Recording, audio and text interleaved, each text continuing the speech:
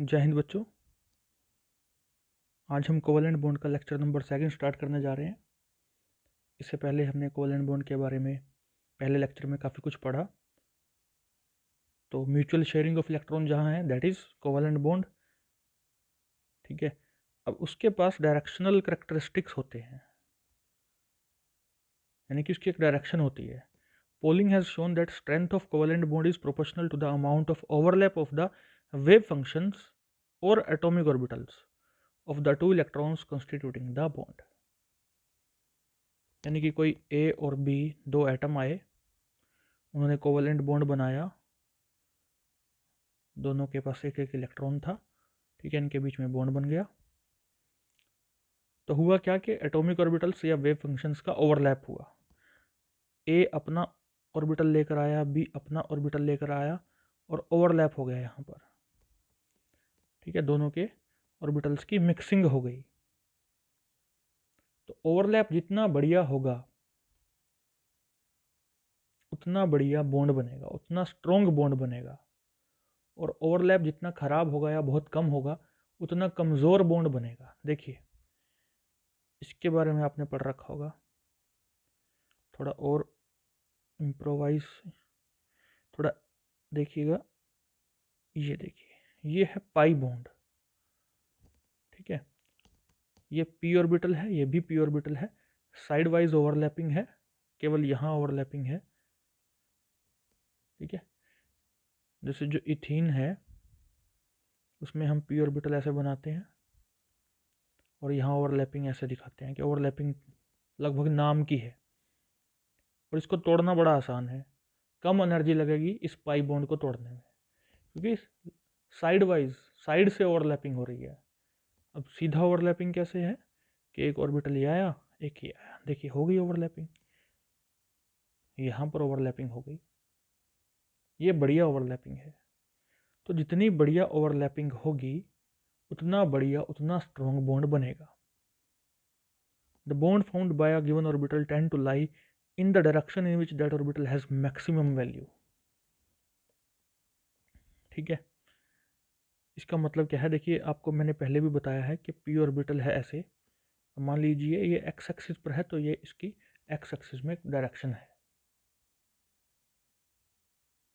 और आपको मैंने एटॉमिक स्ट्रक्चर में बताया था कि पी ऑर्बिटल ऐसा क्यों है, डम्बल शेप। तो डम्बेल शेप ये क्यों है, क्योंकि हमने देखा कि न्यूक्लियस के नज़दीक इलेक्ट्रॉन्स कुछ इस तरह से मिलते हैं, इस तरह से।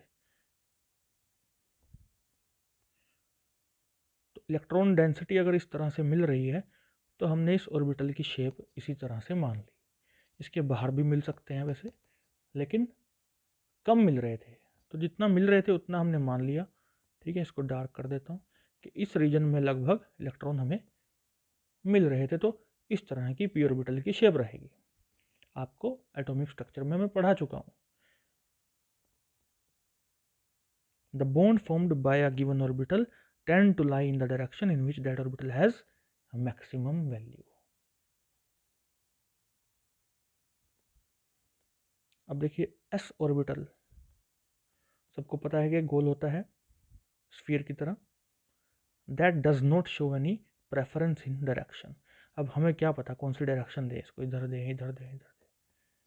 कोई पर्टिकुलर डायरेक्शन में ये नहीं है, गोल है।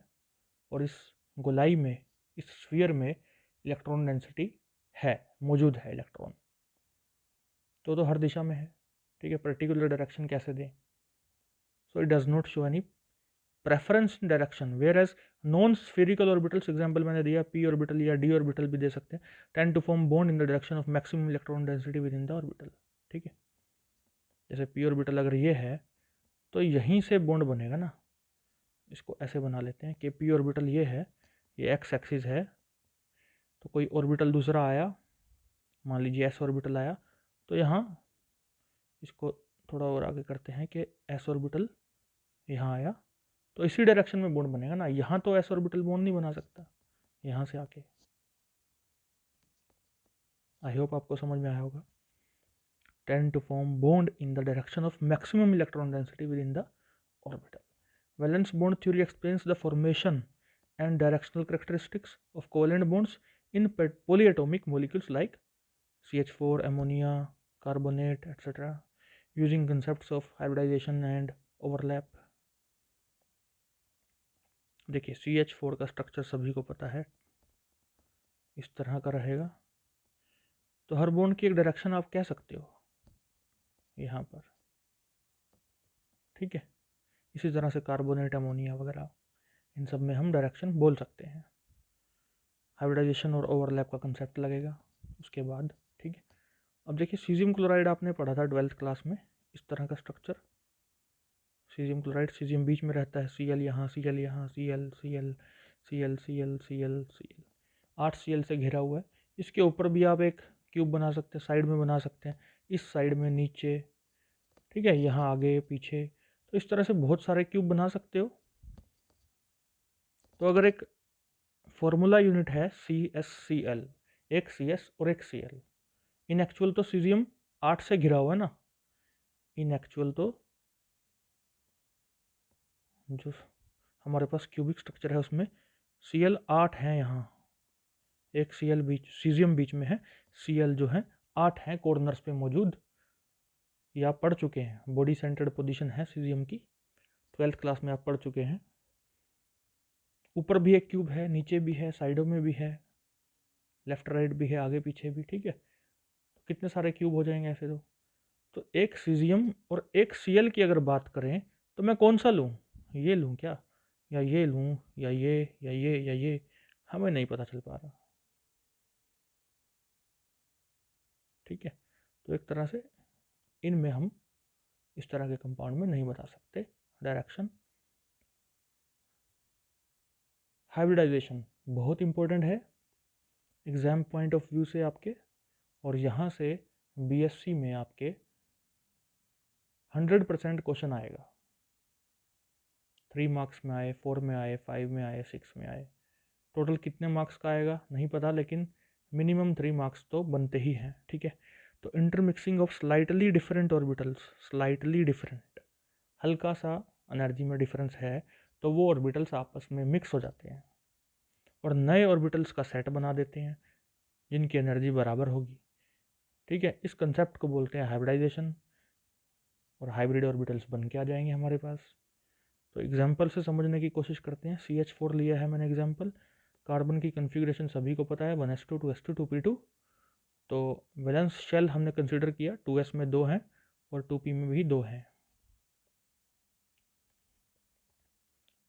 अब देखिए CH4 है, 4 हाइड्रोजन लगाने हैं, अनपेड इलेक्ट्रॉन 2 ही हैं, तो 4 हाइड्रोजन कैसे लगा सकते हो आप। एक H अपने एक इलेक्ट्रॉन के साथ आएगा, दूसरा अपने इलेक्ट्रॉन के साथ आएगा, इनको तो ठीक है ये एक एक मिल जाएंगे, ओवरलैप कर लेंगे, ये हाइड्रोजन के 2 पूरे हो जाएंगे, ठीक है। इस ऑर्बिटल के भी 2 पूरे हो जाएंगे इलेक्ट्रॉन, लेकिन ऐसे तो CH2 बनेगा। तो यहाँ से बात आई कि प्रमोशन ऑफ इलेक्ट्रॉन नाम की एक प्रोसेस होती है, यहाँ से इलेक्ट्रॉन जो आएगा यहाँ, ये देखिए अब चारों के 4 अनपेड आपको सामने दिखाई दे रहे हैं, and it is excited state, ठीक है। अब एक्साइटेड स्टेट में पहुंचा दिया इसको, अब ये करेंगे आपस में हाइब्रिडाइजेशन।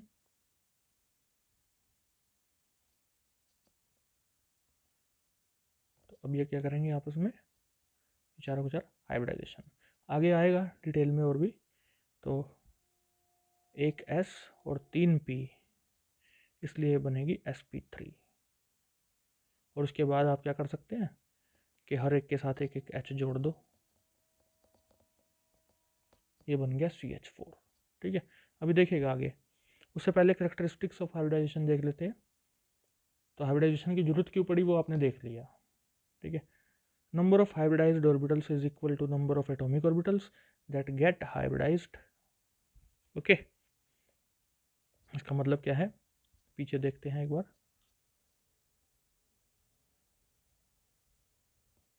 देखिए पहले एटॉमिक ऑर्बिटल्स थे हमारे पास, 2s वाला एक था, 2p के 3 हैं, यानी कि टोटल 4 एटॉमिक ऑर्बिटल हैं। इनमें जब क्या होगी, हाइब्रिडाइजेशन होगी, इनकी इंटरमिक्सिंग होगी, तब बनकर के आने वाले भी कितने होंगे, 4 ही होंगे। ठीक है, तो पहला पॉइंट क्या है, number of hybridised orbitals, hybridisation के बाद जो मिलेंगे, that will be equal to the number of atomic orbitals that get hybridised. जितने भी ऑर्बिटल हाइब्रिडाइज हुए, जिन्होंने पार्टिसिपेट किया, जितना भी उनका नंबर था बाद में उतना ही रहेगा। Hybrid orbitals are always equal in energy, shape में भी बराबर होंगे। आगे आने वाले एग्जाम्पल में आपको देखने को मिलेगा। Hybrid orbitals form more effective bonds than simple atomic orbitals. Simple atomic orbitals के मुकाबले इनका जो बॉन्ड बनाने का तरीका होगा वो बेहतर होगा, इफेक्टिव बॉन्ड होगा इनका, क्योंकि इनकी एनर्जी भी कम होगी। ठीक है, hybrid orbitals are present in specific directions giving particular geometry to the molecules. आगे आने वाले एग्जाम्पल में आप देखेंगे उनको कैसे ज्योमेट्री मिल रही है, कैसी शेप आ रही है। सो हाइब्रिड ऑर्बिटल्स ये काम करेंगे उनको एक पर्टिकुलर ज्योमेट्री देने का। कंडीशंस भी हैं। Only valence orbitals take part in hybridisation. आपने देखा था पीछे जो एग्जाम्पल था, 1s ऑर्बिटल ने पार्टिसिपेट नहीं किया था कार्बन के, 2s 2p ने किया, वैलेंस शेल जो था उसके ऑर्बिटल्स ने पार्टिसिपेट किया। और जो ऑर्बिटल्स हाइब्रिडाइजेशन में पार्टिसिपेट करते हैं स्लाइटली डिफरेंट इन एनर्जी होते हैं, तभी मिक्सिंग होएगी। Filled orbitals can take part in hybridisation. Filled orbitals भी पार्टिसिपेट करते हैं, आपने पीछे एग्जाम्पल में देखा। Promotion is not an essential condition for hybridisation. जरूरी नहीं है कि प्रमोशन करना ही करना है। कुछ एग्जाम्पल आपको आने वाले समय में दिखाई देंगे जहां पर आप देखेंगे कि प्रमोशन नहीं चाहिए हमें, तो हम नहीं करेंगे। पीछे जो आपने CH4 का एग्जाम्पल देखा, हम वहां पर प्रमोशन ऑफ इलेक्ट्रॉन हमने किया था। अब देखते हैं टाइप्स ऑफ हाइब्रिडाइजेशन। पहली है आपके पास sp, तो एक s और एक p, तभी तो बना sp। एक s और एक p ऑर्बिटल हाइब्रिडाइज करेंगे, इंटरमिक्स करेंगे, और फिर जाकर के जो बनेगा उसको बोलेंगे sp हाइब्रिड ऑर्बिटल। ठीक है, तो इसको एक एग्जाम्पल से समझने की कोशिश करते हैं। BeF2 लिया मैंने, बेरिलियम फ्लोराइड। तो बेरिलियम की क्या होती है कॉन्फ़िगरेशन, 1s2 2s2 2p0। अगर 2s आ गया है तो 2p तो है वहाँ और वो 0 है। ठीक है, एटॉमिक नंबर 4 होता है बेरिलियम का। ठीक है, अब देखिए, तो 1s2 2s2, तो ये हमने 2s2 ले रखा है यहाँ पे।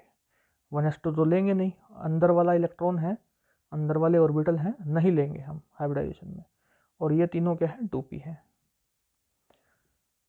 अब बेरिलियम के साथ कितने फ्लोरीन जुड़ेंगे, दो अनपेयर्ड तो चाहिए ना। यहाँ तो एक भी दिखाई नहीं दे रहा, यहाँ तो एक भी दिखाई नहीं दे रहा। प्रमोशन करना पड़ेगा, कर दिया हमने, एक यहाँ रह गया, एक यहाँ रह गया।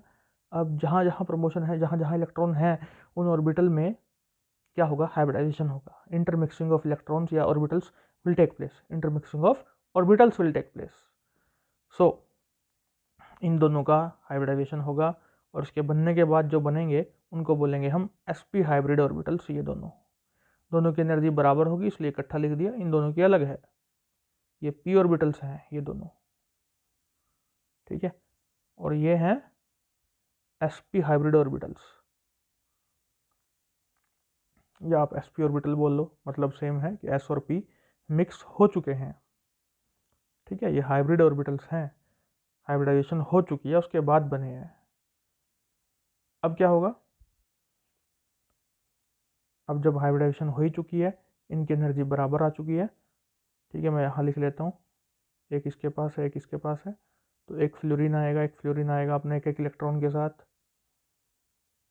और बॉन्डिंग हो जाएगी इनमें। ये बन गया हमारा BeF2। ठीक है, अब देखिए, ये है s ऑर्बिटल, ये है p ऑर्बिटल। इन दोनों की जब इंटरमिक्सिंग हुई, हाइब्रिडाइजेशन हुई, तो ये दो है ना, एक ये है एक ये है, तो दो ही बनेंगे। उन दोनों की शेप ऐसी होगी। ठीक है, 2sp हाइब्रिड ऑर्बिटल बनेंगे और उनकी शेप ये होगी, ऐसे और ऐसे। एक अंदर छोटी लोब है, ध्यान रखिएगा, ये है इसकी शेप। अब इसको मैंने यहाँ पे रखा, sp को, sp हाइब्रिड ऑर्बिटल 2 हैं जो, वो ऐसे रखे मैंने, और ये 2 होंगे, ये फ्लोरीन का है, ठीक है, ये बेरिलियम का है, ये फ्लोरीन, 2 अपने फ्लोरीन आएंगे अपने अपने p ऑर्बिटल के साथ, 2 p ऑर्बिटल आएंगे। अब इसको सबको इरेज करते हैं, ठीक है। ये हमारे पास क्या है, sp हाइब्रिड ऑर्बिटल्स, ये क्या है हमारे पास फ्लोरीन के p ऑर्बिटल्स, कितने चाहिए, 2 चाहिए, तो एक को यहाँ से लगा देंगे, एक को यहाँ से लगा देंगे, ठीक है। देखिए एक यहाँ लग गया, एक यहाँ लग गया, इसको ओरिजिन को आप चाहें तो ब्लैक कर सकते हैं, तो यहाँ पर क्या हो गया है, ओवरलैप हो गया है, तो यानी कि एक बॉन्ड यहाँ से बन गया, एक यहाँ से बन गया, बी ई बीच में रहा, एक एफ यहाँ रहा, एक एफ यहाँ रहा, इस तरह से। ये बेरिलियम, ये फ्लोरीन, ये फ्लोरीन। तो आई होप आपको ये बात समझ में आ गई होगी कि BeF2 कैसे बना। अब देखते हैं sp2,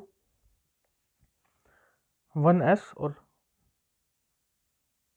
1s and 2 p orbitals mix करेंगे और बनाएंगे sp2, क्योंकि एक s है और 2 p है, तो कितना हुआ, 1 और 2 3, तो बनने वाले भी कितने होंगे, 3, इसलिए बोला 3sp2 हाइब्रिड ऑर्बिटल से ये बनाएंगे। अब देखिए BF3 का एग्जांपल लिया है मैंने, बोरोन की कॉन्फ़िगरेशन क्या है, 1s2 है, 2s2 है, 2p1 है, तो हमें तो लास्ट शेल लेना है, 2s2 2p1, यहाँ 2 है, यहाँ 1 है, तो अनपेयर्ड इलेक्ट्रॉन तो एक ही है, अपने पास फ्लोरीन कितने, 3, तो कितने चाहिए हमें, अनपेयर्ड 3 चाहिए, इस एक को यहाँ ले जाओ भी, हो गया प्रमोशन ऑफ इलेक्ट्रॉन। अब इस s में और 2p में जहाँ जहाँ इलेक्ट्रॉन है उनका कर दिया हाइब्रिडाइजेशन, बनने वाले तीनों का आप इकट्ठा लिख सकते हैं, गैप ना दें, ठीक है। इन तीनों की एनर्जी होगी बराबर, इनको क्या बोलेंगे हम, sp2 ऑर्बिटल या sp2 हाइब्रिड ऑर्बिटल, फिर फ्लोरीन को जोड़ दो, ये जो दूसरा इलेक्ट्रॉन है ना, ये जो दूसरा इलेक्ट्रॉन यहाँ यहाँ यहाँ आया, ये किसका है, फ्लोरीन, इसका मतलब बॉन्डिंग हो चुकी है, और यहाँ पर हम कह सकते हैं कि हमारा BF3 बन गया, बोरोन ट्राइफ्लोराइड यहाँ बन गया।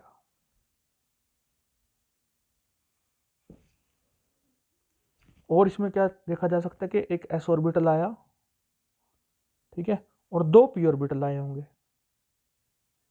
तो एक p ऑर्बिटल मैंने ऐसे बना लिया और एक ऐसे बना लिया, तो इन तीनों की, एक p ऑर्बिटल ये रहा, एक ये रहा, एक ये रहा s ऑर्बिटल, इनकी इंटरमिक्सिंग होगी, हाइब्रिडाइजेशन होगी, और उसके बाद जो बन करके आएगा वो ऐसा होगा, एक छोटी लोब तो रहती ही है।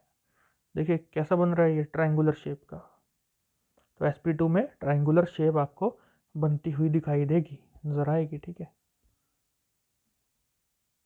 तो BF2 कैसा होगा, BF3 कैसा होगा, हम बना सकते हैं, बोरोन यहाँ रहेगा, एक फ्लोरीन यहाँ, एक यहाँ, एक यहाँ, ट्राइगोनल प्लेनर, ठीक है।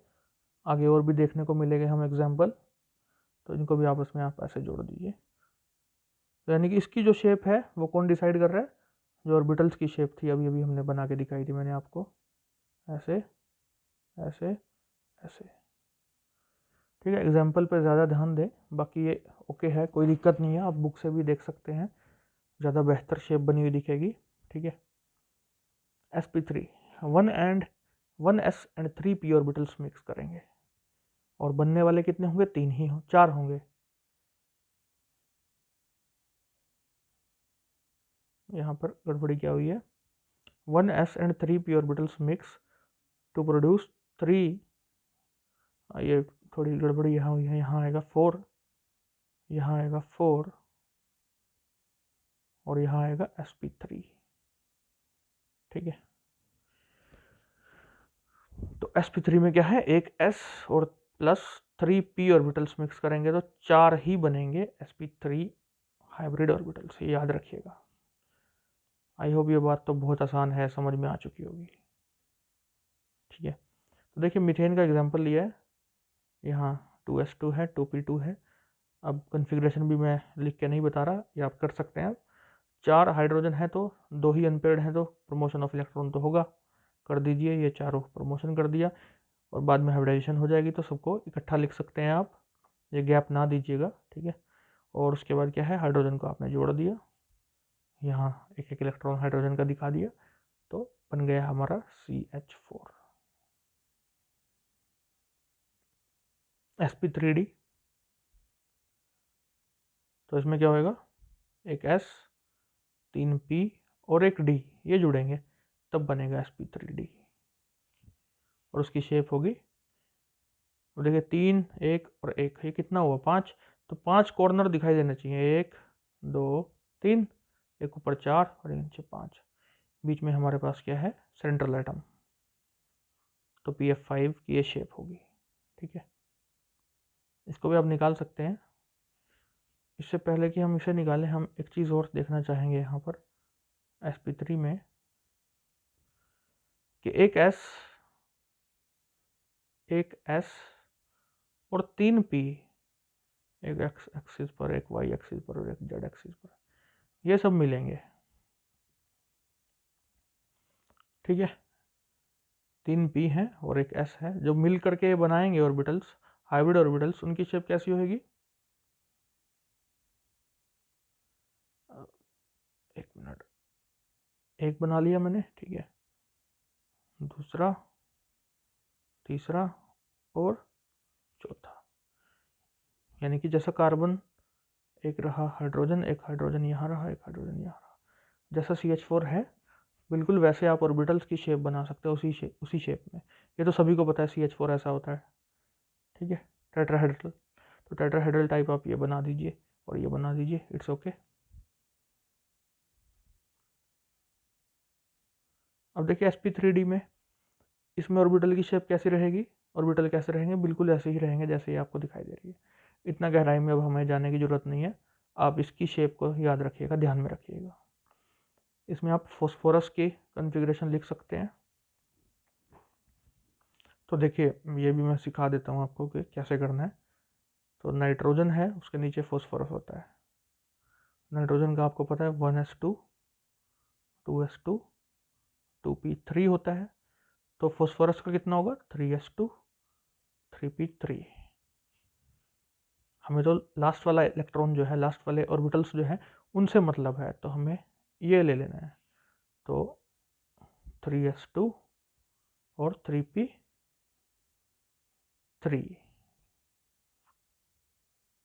और साथ ही साथ 3d लिख सकते हैं आप, साथ ही साथ 3d भी लिख सकते हैं आप, जो कि खाली रहेगा। अब देखिए जुड़ने वाले एटम कितने हैं, फ्लोरीन कितने हैं 5, अनपेयर्ड कितने हैं 1 2 3, तो इसको यहाँ ले जाइए, इसको यहाँ से डिलीट कर देते हैं, ठीक है। तो उसके बाद आप हाइब्रिडाइजेशन कराइएगा और 5 के 5 फ्लोरीन लगा दीजिएगा, तो कितना हुआ S 3p और एक D, बन गया ना sp3d, ठीक है, करके देखिएगा, हो जाएगा sp3d2, ये भी हो जाएगा आपका, जैसे ऑक्सीजन होता है आपके पास 1s2 2s2 2p4, सल्फर उसके नीचे आता है तो 3s2 3p4, तो 3s2 3p4 रखा हमने, 3d भी रख लेते हैं, ठीक है, खाली है। तो आपको फ्लोरीन कितने चाहिए 6, अनपेयर्ड कितने हैं 1 और 2, इसको यहाँ ले जाएं, यहाँ से इसको कैंसिल कर देते हैं, यहाँ पहुँचा दिया, इसको यहाँ से ख़त्म कर दीजिए, ठीक है, यहाँ लगा दीजिए। देखिए 1 2 3 4 5 6, 6 के 6 अनपेयर हो गए, तो एक S 3p और एक T,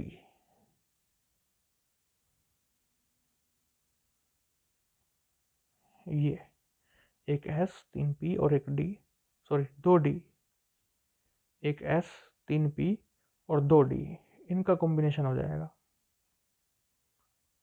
and it will give rise to sp3d2, sp3d2, ठीक है। ये बात आपको समझ में आ जाएगी, खुद भी करके देखिएगा, खुद करके देखेंगे तो बहुत ज़्यादा क्लियर हो जाएगा, आपको एग्ज़ाम में कोई दिक्कत नहीं आएगी। तो 3 और 2 और 1 कितना हो गया 6। 6 के लिए आप कैसे बनाते हैं, इस तरह से बनाते हैं शेप, या जैसे बनी हुई है आपके पास, ठीक है। तो ऐसे यहाँ 4 F इस शेप में यहाँ रख दिए, F F F F, ये S है, और यहाँ ऊपर क्या करेंगे F और एक F, ऑक्टाहेड्रल टाइप, ठीक है। DsP2,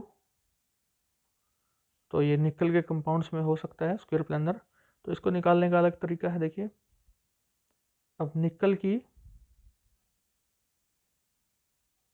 जो वैलेंस कॉन्फ़िगरेशन होती है, आई होप आप सबको पता होगी, 4s2 3d8, ये लिख लेते हैं हम, ठीक है। लेकिन जब हम लिखेंगे तो 3d, क्योंकि हम एनर्जी वाइज नहीं लिख रहे, एनर्जी वाइज लिखते हैं तो 4s पहले लिख देते हैं हम, फिर 3d। तो हाइब्रिडाइजेशन के वक्त 3d पहले लिख लिया हमने, 3d के 5 बना लिए मैंने, ठीक है। इसको थोड़ा और अच्छे से बना लेता हूँ।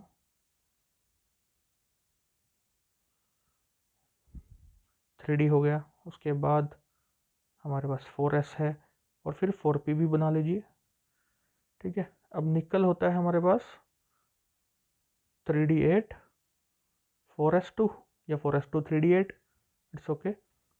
लेकिन यहाँ पर अगर आप इसकी ऑक्सीडेशन स्टेट निकालेंगे तो x -4 इज इक्वल टू -2 है, तो ये निकल के आएगी +2, यानी कि निकल को +2 में रखना है, तो +2 में रखेंगे तो 4s2 के दोनों इलेक्ट्रॉन बाहर हो जाते हैं, आपको पता होगा इस बात का, आते भी पहले हैं 4s में, जाते भी पहले हैं, ठीक है। तो 4s2 क्या हो जाएगा, 0 हो जाएगा निकल +2 के केस में।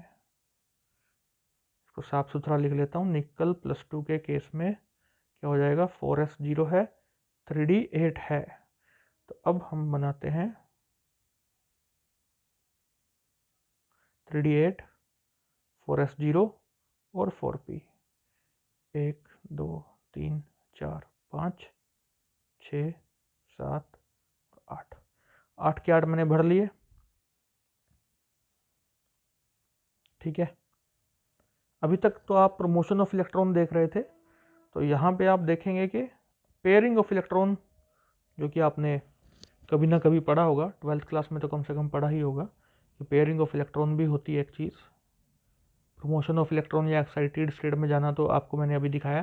तो अब क्या हो सकता है, देखिए कि साइनाइड, कितने साइनाइड आ सकते हैं, यहाँ पर साइनाइड जो है 2 इलेक्ट्रॉन देगा, जो कॉम्प्लेक्स होते हैं वहाँ पर लिगेंड जो है 2 इलेक्ट्रॉन देती है। इससे पहले जो हम देख रहे थे, जैसे BF3 देखा, तो वहाँ फ्लोरीन अपना एक इलेक्ट्रॉन लेके आ रहा था, कोवलेंट बॉन्डिंग वो कर रहे थे, ठीक है। अब यहाँ पर क्या है कि कोऑर्डिनेट बॉन्डिंग है, एक ही एटम यानी कि साइनाइड जो है वो 2 इलेक्ट्रॉन दे रहा है एक टाइम में, यानी कि ऑर्बिटल खाली चाहिए हमें, उसमें एक इलेक्ट्रॉन नहीं चाहिए, तो प्रमोशन नहीं करेंगे, उल्टा इसको यहाँ लेके जाएंगे, पेयरिंग ऑफ इलेक्ट्रॉन जाएगी, ठीक है। तो मैं रबड़ का सहारा लेता हूँ, इसको मैंने मिटा दिया, और ये कहाँ चला गया, ये यहाँ भर दीजिए, या किसी और कलर से दिखा लेते हैं, ये यहाँ भर दिया मैंने। अब एक D बचा हमारे पास, एक S बचा, 2p, 4 क्यों लिए, क्योंकि साइनाइड कितने हैं अपने पास, 4 हैं, तो 4 ब्लॉक्स या 4 ऑर्बिटल्स खाली चाहिए, 1 2 3 4। तो आप देखिए ये क्या है, D है, ये क्या है, S है, ये दोनों क्या है, P2, तो क्या बन गई, DsP2, ठीक है। और इसका ये रहा स्ट्रक्चर, 2 को आप ऐसे दिखा दीजिएगा। तो आई होप ये चीज़ सबको करनी आ जाएगी, कुछ और एग्जांपल्स के साथ करके देखिएगा, आप बिल्कुल बना पाएंगे। तो ये स्क्वायर प्लेनर टाइप स्ट्रक्चर इसका बन के हमारे पास सामने आ गया।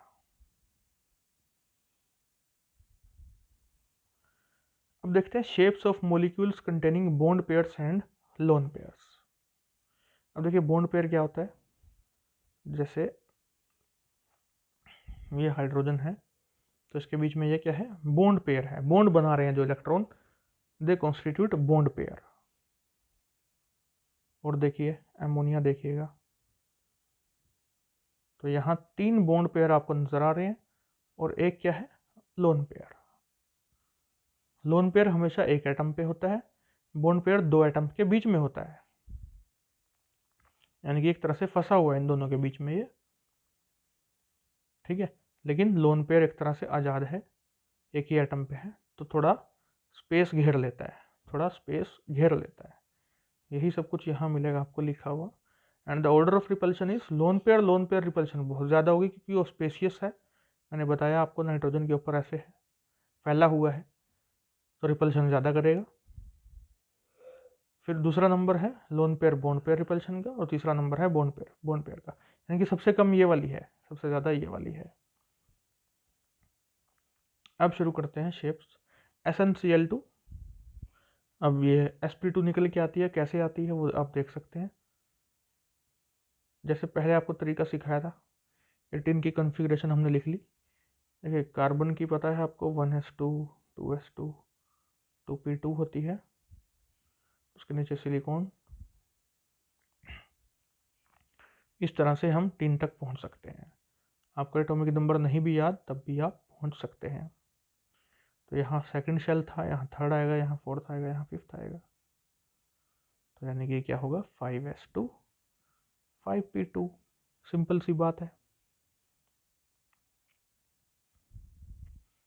अब SnCl2 में 2 ही क्लोरीन है और 2 ही अनपेयर्ड है अपने पास, तो अपने को प्रमोशन नहीं करना है, हमें प्रमोशन की आवश्यकता नहीं है। इन 2 के साथ इस लोन पेयर की कह लीजिए, या आप कह लीजिए कि जो s ऑर्बिटल है, दोनों इलेक्ट्रॉन, अभी लोन पेयर नहीं कहेंगे, तो दोनों इलेक्ट्रॉन जो है इनके साथ इन ऑर्बिटल्स की आप कर दीजिए हाइब्रिडाइजेशन, सबकी एनर्जी बराबर हो जाएगी। लेकिन Cl तो यहीं लगेगा ना, ठीक है, जहाँ अनपेयर्ड था यहाँ लगेगा, इसलिए हमने इसको Cl लगाया और पेयरिंग दिखा दी कि एक एक इलेक्ट्रॉन कहाँ से आया, Cl से आया, तो हमारा ये कंपाउंड यहाँ बनता है SnCl2 पूरा। बॉन्ड एंगल 120 डिग्री होना चाहिए था, लेकिन थोड़ा कम होता है, 120 डिग्री नहीं होता, कम होता है। The reason is repulsion from this lone pair towards the bond pair. यहाँ भी रिपल्शन है, यहाँ भी रिपल्शन है। अगर ये लोन पेयर ना होता तो रिपल्शन ना होती, तो 120 डिग्री का एंगल हमें मिल सकता था, जैसा कि BF3 में हमने देखा था, ऐसी शेप देखी थी, 120 डिग्री का एंगल था, ठीक है। ज्योमेट्री ट्रायंगल प्लानर है, आपको पहले ही पढ़ा है मैंने, इस तरह की जो ज्योमेट्री है ट्रायंगल प्लानर रहती है, लेकिन शेप इसकी ट्रायंगल प्लानर नहीं है, उसको बोलेंगे आप वी शेप। देखिए यहाँ पर वी बनता हुआ दिखाई दे रहा है, जहाँ एटम है ना उस एरिया को देखना है आपने, लोन पेयर को नहीं देखना। शेप के लिए, ज्योमेट्री के लिए आप लोन पेयर को भी देखेंगे, शेप के लिए ये उल्टा वी बन रहा है। लेकिन अब इसको थोड़ा सा रिवर्स ऐसे कर दीजिए, SN यहाँ है, मान लीजिए Cl यहाँ है, Cl यहाँ है, तो आपको क्या दिख रहा है, ये वी ही तो है, ठीक है, तो वी शेप। तो आपसे कुछ भी पूछा जा सकता है, आपसे हाइब्रिडाइजेशन पूछी जा सकती है, sp2 है, ठीक है, आप बॉन्ड एंगल बता सकते हैं, आप वी शेप बता सकते हैं, आप ज्योमेट्री बता सकते हैं, ये करके दिखाना चाहिए आपको, ठीक है। इसकी ट्रिक भी मैं अगले लेक्चर में बताऊंगा आपको। अमोनिया, अब उसी तरह से आप हर एक चीज़ तो मैं नहीं निकालूंगा अब, या चलो ठीक है इसका निकाल देते हैं एक बार। देखिए नाइट्रोजन है, तो नाइट्रोजन का आपको बताया था 2s2 2p3 2s2 2p3। अब देखिए अमोनिया में हाइड्रोजन कितने हैं, 3 हैं, तो हाइड्रोजन आ गया, हाइड्रोजन आ गया, हाइड्रोजन आ गया, इनका कॉम्बिनेशन या इंटरमिक्सिंग कर दीजिए, जिन जिन में इलेक्ट्रॉन्स प्रेजेंट है केवल उनका इंटरमिक्सिंग कर दीजिए। तो ये सारे इंटरमिक्स करने के बाद क्या बनाएंगे, S और 3p sp3,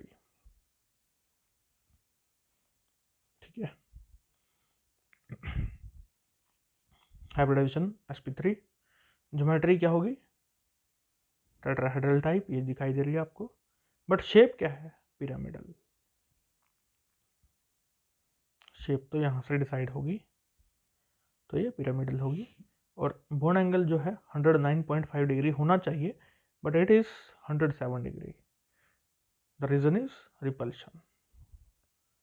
तीनों बॉन्ड पेयर को रिपेल करने में लगा है ये इकलौता लोन पेयर। ओके, वाटर अब आप निकाल सकते हैं, ठीक है, खुद करिएगा। अब बॉन्ड एंगल 104.5 डिग्री आएगा। रीजन, दो इलेक्ट्रॉन पेयर्स या दो लोन पेयर्स की वजह से रिपल्शन। तो ये एंगल जो निकल के आएगा 104.5 डिग्री। sp3 आप निकाल सकते हैं, टेट्राहेड्रल ज्योमेट्री है। शेप जो है आप देख सकते हैं वी शेप है, ठीक है। sf4 ज्योमेट्री ट्राइगोनल बाइपिरामिडल, निकाल के खुद देखिएगा। शेप को बोलते हैं सीसा। देखिए सीसा क्या होता है, ये आपने झूला देखा होगा ऐसा, ये धरती में गड़ा हुआ है, ये दो पिलर टाइप ऐसे धरती में गड़े हुए हैं, और यहाँ पर एक लोहे का एक पाइप लगा है, यहाँ एक सीट है, एक यहाँ सीट है, एक बच्चा यहाँ बैठा है, एक बच्चा यहाँ बैठा है।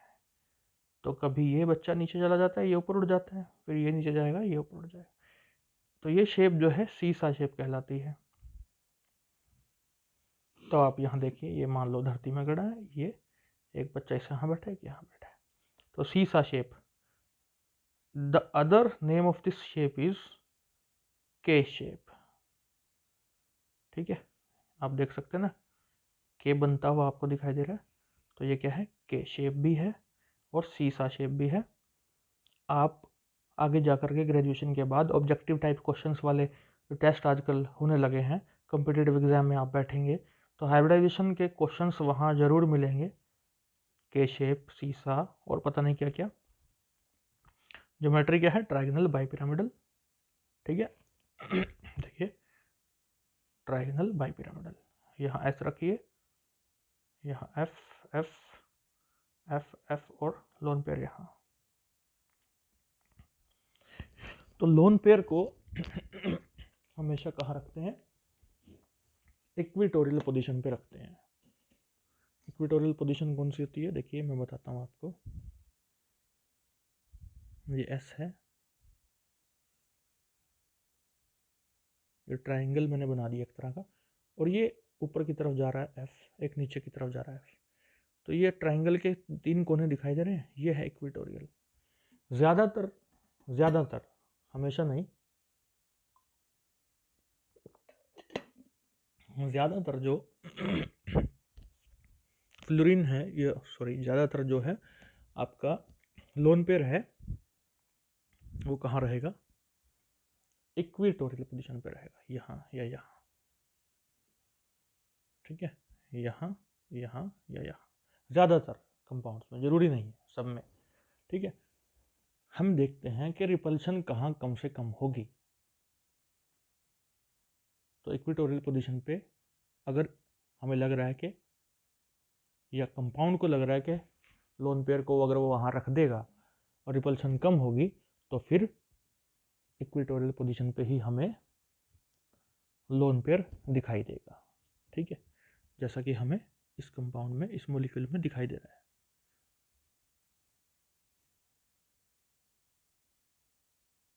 ClF3 बॉन्ड एंगल का अब आप अंदाज़ा लगा सकते हैं, ठीक है। अब देखिए ज्योमेट्री फिर से ट्राइगोनल बाइपिरामिडल है। शेप आप देख सकते हैं टी शेप है, ये देखिए टी बनता हुआ दिखाई दे रहा है आपको, ठीक है। यहाँ से देखिएगा टी बनता हुआ आपको दिखाई दे रहा है। लोन पेयर फिर से इक्वेटोरियल पोजीशन पे है। जो दूसरी पोजीशन कहलाती है एक्सियल कहलाती है, वहाँ नहीं है अभी, ठीक है। और आप ये भी सोचिएगा कि इनमें तो 120 डिग्री का एंगल होगा, लेकिन हर फ्लोरीन का यहाँ या यहाँ या यहाँ 90 डिग्री का एंगल होगा, चाहे नीचे वाले की बात करें चाहे ऊपर वाले की। लेकिन ये 90 डिग्री रह नहीं पाएगा क्योंकि रिपल्शन भी तो होगी, 87.6 डिग्री रह जाएगा।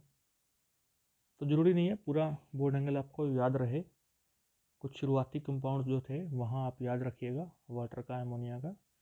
यहाँ आप ये कह सकते हैं कम हो जाएगा 90 डिग्री से, 90 डिग्री नहीं रहेगा ड्यू टू द रिपल्शन। तो 87.6 डिग्री याद रहे तो बहुत अच्छी बात है। XeF2, अब देखिए इसके भी आप बिल्कुल वैसे ही Xe की कॉन्फ़िगरेशन लिख के फिर फ्लोरीन लगा के देखिएगा, 3 लोन पेयर बचते हुए दिखाई देंगे, वो मैंने यहाँ दिखा रखे हैं आपको, ठीक है। तो ये भी क्या है, trigonal bipyramidal geometry, but the shape is linear. Shape किसको देखना है आपने, एटम्स कहाँ है, एक ये रहा, एक ये रहा, एक ये रहा, बस इन तीनों को देखो, एक सीधी लाइन खींच रही है बच्चों, that's why it is linear. ये नहीं देखना शेप के लिए, ज्योमेट्री के लिए तीनों सबको देखना है, इसको भी, इसको भी, इसको भी, इसको भी, दैट इज ट्राइगोनल बाइपिरामिडल। निकाल के खुद देखिएगा, मैंने बहुत निकलवा दिए। तो Xe4 निकालेंगे आप, खुद निकाल के देखिएगा। तो चारों को देखो यहाँ रखा और इन दोनों को ऊपर रखा है और नीचे रखा है। सो ऑक्टाहेड्रल ज्योमेट्री है, स्क्वायर प्लानर शेप है, ठीक है। तो इसमें देख सकते हैं आप लोन पेयर ऊपर नीचे रखे हैं, इक्वेटोरियल पोजीशन पे नहीं रखा। यहाँ पर सिमेट्री भी बनती हुई दिखाई दे रही है, एक इक्वेटोरियल पोजीशन पे रखोगे तो नहीं बनेगी, ठीक है। सो ज्योमेट्री ऑक्टाहेड्रल है and the shape is square planar. IF5 bone angle should be 90 degree but it is not 90 degree, so repulsion, देखिए रिपल्शन होगी इसलिए यहाँ 90 डिग्री का एंगल ये बोल रहे हैं कि नहीं रहेगा, ये वाला है ना। खैर, ज्योमेट्री ऑक्टाहेड्रल है, shape is square pyramidal. Square pyramidal, पीछे स्क्वायर प्लानर थी क्योंकि यहाँ F भी आ गया एक, तो ये वाली शेप जो है ये स्क्वायर प्लानर नहीं है, स्क्वायर पिरामिडल है, इन 5 की वजह से जो शेप है। करके देखिएगा। VSEPR theory, this theory was proposed by सिजविक and Pavel in 1940 and developed by Gillespie and Nyholm in 1957. This theory considers valence shell electrons to predict the geometry of molecules, ठीक है। पीछे हम valence shell orbitals and their electrons consider कर रहे थे, ठीक है। जैसे हमने कार्बन का हाइब्रिडेशन निकाला था तो 2s को भी ले रहे थे, 2p को भी, 2s के 2 हैं, 2p के 2 हैं, ये चीज़ें देख रहे थे हम। ये वेस्पर थ्योरी में क्या है, बस लास्ट के शेल के टोटल इलेक्ट्रॉन देखो भैया, बात खत्म। कार्बन का एटॉमिक नंबर 6 है तो कैसे लिखते हैं, 2,4 लिखते हैं, तो कोई मतलब नहीं कि एस का एपी का, बस लास्ट उठा लो 4, हमें ये चाहिए बस, ये 2s है या 2p है कोई लेना देना नहीं, बस ये 4 चाहिए, इससे अपना काम चल जाएगा इस थ्योरी में, ठीक है। तो देखते हैं कैसे चलेगा काम। This theory considers valence shell electrons, केवल वैलेंस शेल इलेक्ट्रॉन लेती है और ज्योमेट्री को प्रेडिक्ट करती है। Postulates of this theory, the geometry of a molecule depends upon the number of valence electron pairs around the central atom, ठीक है, valence shell electron को लेकर के चलेगी। In some molecules all valence electrons do not participate in bonding and are called as lone pair. वो पहले भी हम देख चुके हैं हाइब्रिडाइजेशन में कि जो पार्टिसिपेट बॉन्डिंग में नहीं करते उनको क्या बोल देते हैं, लोन पेयर। लेकिन ये पोस्टुलेट्स आपको याद तो करने पड़ेंगे, ठीक है। वेस्पर थ्योरी के बारे में लिखना आ गया तो लिखना पड़ेगा। इलेक्ट्रॉन पेयर्स रिपेल करते हैं एक दूसरे को, क्योंकि इलेक्ट्रॉन पे दोनों इलेक्ट्रॉन जो होता है नेगेटिवली चार्ज होता है, तो नेगेटिव रिपेल करेगा, तो इसलिए वो इतना दूर रहना चाहेंगे कि एटम स्टेबलाइज हो जाए, स्टेबिलिटी अटेन कर ले। ऑर्डर ऑफ रिपल्शन क्या रहेगा, लोन पेयर सबसे ज़्यादा, फिर लोन पेयर बॉन्ड पेयर, फिर बॉन्ड पेयर, पहले भी देख चुके हैं। Repulsive forces decrease as the bond angle decreases.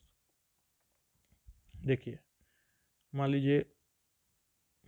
लीजिए कि एक ये एटम है, एक ये एटम है, 120 डिग्री का एंगल है, तो रिपल्शन जो है ना के बराबर ही होगी, ठीक है। लेकिन आप इनको 90 डिग्री पे ले आए या और कम ले आए तो रिपल्शन होना शुरू हो जाएगा, तो रिपल्सिव फोर्सेस बढ़ेंगी as the bond angle decreases, ठीक है। रिपल्सिव फोर्सेस इंक्रीज करेंगी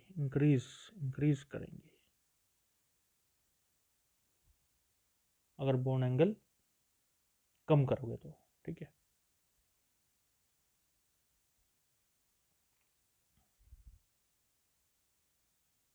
Regular and irregular geometries, the molecules in which the central atom is surrounded only by Similar bonded electron pairs will have regular geometries, while molecules in which central atom is surrounded by both bond pair and lone pair will have irregular geometry. ये आप देख भी चुके हैं. देखिए मैं आपको example देता हूँ. मीथेन, कोई लोन पेयर नज़र नहीं आ रहा, जितना दूर हो सकता है उतना दूर रहेंगे. 109.5 डिग्री टेट्राहेड्रल. ठीक है, लोन पेयर नहीं है, केवल बॉन्ड पेयर्स हैं 4. ओके है. अब देखिए अमोनिया, आपको बताया था पीछे, लोन पेयर होता है, रिपेल करता है, बॉन्ड एंगल कम होता है, रिपल्शन ठीक है बढ़ रही है, बॉन्ड एंगल कम हो रहा है. कितना रह जाता है? लगभग 107 डिग्री. होना चाहिए था 109.5 डिग्री, 107 डिग्री रह जाता है. ठीक है, इर्रेगुलर ज्योमेट्री इसको बोलेंगे. एग्जाम्पल भी दे दिया आपको मैंने. रेगुलर ज्योमेट्री के boron, trifluoride, methane, ammonia, water. Irregular geometry के जहाँ लोन पेयर है वो इर्रेगुलर ज्योमेट्री है. Applications of VSEPR theory. In this theory we just take into account valence electrons, केवल वैलेंस इलेक्ट्रॉन्स की बात करते हैं. And not bothered about the whether it is S orbital और इलेक्ट्रॉन और पी ऑर्बिटल इलेक्ट्रॉन. मैंने आपको बताया भी था शुरू में कि वो एस का है या पी का है, हमें कोई मतलब नहीं. हमें तो वैलेंस इलेक्ट्रॉन्स सारे चाहिए, देखने हैं हमें बस वो. ठीक है. Electron pairs, that is bond pairs as well as lone pairs, try to remain far apart from each other to decrease the repulsion. दूर दूर रहना चाहेंगे एक दूसरे से, बॉन्ड पेयर भी लोन पेयर भी, जितना हो सके, ताकि एटम स्टेबिलिटी गेन कर सके. ठीक है, बार बार वही चीज़ है. अब देखिए इसकी पहली एप्लीकेशन हमने लगा के देखते हैं. हम एक कंपाउंड लेते हैं, एक मॉलिक्यूल लेते हैं अमोनिया. अब हाइब्रिडाइजेशन से सोल्व करने का तरीका आपको आ गया है पहले लेक्चर्स में. ठीक है, हमें देखना है वेस्पर थ्योरी. उसने कहा, वेस्पर थ्योरी ने क्या कहा कि वैलेंस इलेक्ट्रॉन देख लो भैया, 5 है. नाइट्रोजन का एटॉमिक नंबर 7 होता है. आप कैसे लिखते थे इसको 10th क्लास में? 2,5. तो ये 5 उठा लिया हमने, बस इससे हमारा काम चल जाएगा. तो 5 इलेक्ट्रॉन ले लिए. आप चाहे 10वीं की तरह लिख लो ऐसे, 1 2 3 और ये 4 5, है ना. ऐसे मैंने बना दिया इनको, 5 बना दिए. आपके पास अमोनिया में 3 हाइड्रोजन है, तो एक हाइड्रोजन यहाँ जोड़ दिया, एक यहाँ जोड़ दिया, एक यहाँ जोड़ दिया. 2 इलेक्ट्रॉन बच गया, तो एक लोन पेयर बच गया. आप हाइब्रिडाइजेशन करते वक्त भी ये काम कर सकते हो, केवल ये देखने के लिए कि मैंने जो हाइब्रिडाइजेशन निकाली वो सही है कि नहीं, अगर आप शुरुआती दौर में हो. ठीक है, अदरवाइज आपको ये काम हाइब्रिडाइजेशन निकालते वक्त नहीं करना. आपको जो पहले सिखाया था वही करना है. नंबर तो उसी के हैं, मार्क्स उसी के मिलेंगे. आप वो गोले यानी कि ऑर्बिटल्स बना करके, ठीक है, वो दिखाना पड़ेगा. वेस्पर थ्योरी में वो आपको नहीं दिखाना. आप सिंपल इस तरह से बता सकते हैं, बातें लिख सकते हैं, ड्रॉ कर सकते हैं. बाकी सब कुछ वही है, सिखा चुका हूँ आपको. टेट्राहेड्रल, पिरामिडल सब बता चुका हूँ. आगे बढ़ते हैं. H3O+, bone angle should be 109.5 degree but it is 107 degree, ये बता चुका हूँ आपको. ठीक है. अच्छा, इसको वैसे देख लेते हैं कि ऑक्सीजन के पास कितना होता है? 2,6. ठीक है, लेकिन एक प्लस चार्ज भी है. ठीक है, एक प्लस चार्ज है, तो आप यानी कि 6 की जगह कितना ले लें? 5 ले लें. तो ऑक्सीजन लिखिए, 5 इलेक्ट्रॉन बना दीजिए. 1 2 3 4 5, ये मैंने क्रॉस से बना दिए. अब आपको 3 हाइड्रोजन लगा देने हैं. 1 2 3, 2 इलेक्ट्रॉन बच गए लोन पेयर. प्लस चार्ज को दिखाना पड़ेगा. ठीक है, इस तरह से.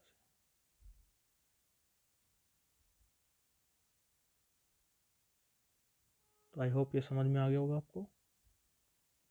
SF4 हाइब्रिडाइजेशन में करा ही चुका हूँ आपको, सब कुछ वही है, लेकिन वेस्पर थ्योरी के हिसाब से निकालने की कोशिश कर रहे हैं और थोड़ा जल्दी भी निकलेगा. सल्फर के पास आपको पता है लास्ट में कितने हैं? 6 इलेक्ट्रॉन रहते हैं. तो सल्फर के इर्द गिर्द आप बना लो. 4 फ्लोरीन भी हैं, तो 1, ठीक है, 2 3 4 और एक लोन पेयर बना लो 6।